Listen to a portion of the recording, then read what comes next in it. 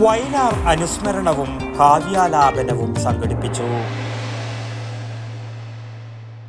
ആരോഗ്യരംഗത്തെ ജനകീയ നാമധേയം പ്രിയദർശിനി ഹോസ്പിറ്റൽ പയ്യന്നൂർ. സാഹിത്യ സമന്വയവേദി പയ്യന്നൂർ മേഖല കമ്മിറ്റിയുടെ ആഭിമുഖ്യത്തിൽ വയലാർ അനുസ്മരണവും കാവ്യാലാപനവും സംഘടിപ്പിച്ചു. കണ്ടോത്ത് എല്ലോറ ചിത്രകലാക്ഷേത്രത്തിൽ ദാമോദരൻ വെള്ളോറയുടെ അധ്യക്ഷതയിൽ നടന്ന പരിപാടി പാണപ്പുഴ പത്മനാഭൻ പണിക്കർ ഉദ്ഘാടനം ചെയ്തു.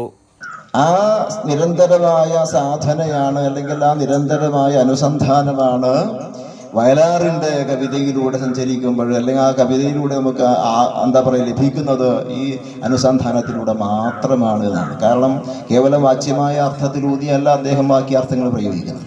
പപ്പൻ ചെറുതാഴം, CI ശങ്കരൻ കൈതപ്പുറം, രമേശൻ കാളീശ്വരം, ശങ്കരൻ തെക്കിനി, രഘുമണിയറ, സംഗീത, അരവിന്ദൻ അക്കാളത്ത്, ശ്യാമള അരവിന്ദൻ എന്നിവർ സംബന്ധിച്ചു.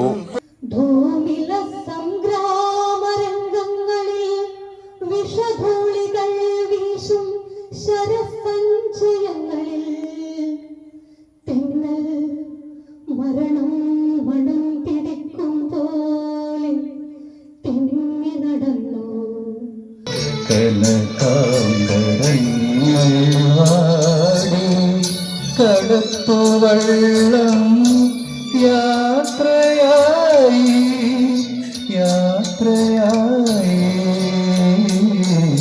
കരയിൽ മാത്രമായി മുത്തുടവാൾ മുനയാലേ നെറ്റിയിൽ കുങ്കുമം ചാർത്തി കൈരളി കച്ചമുറുക്കി നിന്ന കളരികളിൽ നിറകതിർവാരി തൂടും ഉഷസേ തിരിയുമൊരംഗത്തിനു ബാല്യമുണ്ടോ ബാല്യമുണ്ടോ സരസ്വതിയാമം കഴിഞ്ഞു ഉഷസിൽ. News bureau Payyanur. ശ്വാസം വലിച്ചുവിട്ടെ. എത്ര വയസ്സ് വരെ പാൽ കൊടുത്തു?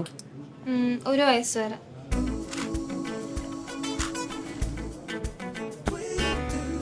കണ്ടില്ലേ, ഇപ്പോഴത്തെ കുട്ടികളുടെ IQ ലെവൽ വളരെ ഹൈ ആണ്. അത് നിലനിർത്തണമെങ്കിൽ പ്രോട്ടീനും കാൽസ്യവും അടങ്ങിയ ശുദ്ധമായ പശുവിൻ പാൽ ദിവസവും കൊടുക്കും.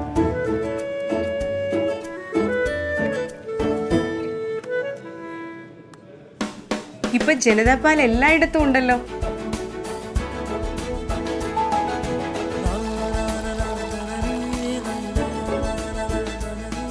നിങ്ങൾ കഴിക്കണം. ജനതയുടെ പാലും നെയ്യും ഭക്ഷണത്തിന്റെ ഭാഗമാക്കണം. ആരോഗ്യമുള്ളവർക്കേ നാളെയുള്ളൂ.